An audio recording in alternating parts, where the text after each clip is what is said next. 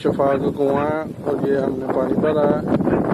ठीक है जी, ये आप इसकी ज़ियारत कर सकते हैं। हम लोग इधर आए हुए हैं।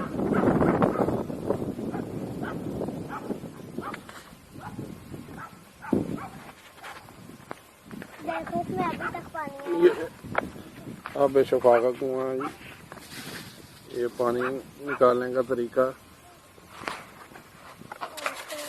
ना शू गिर रहा है।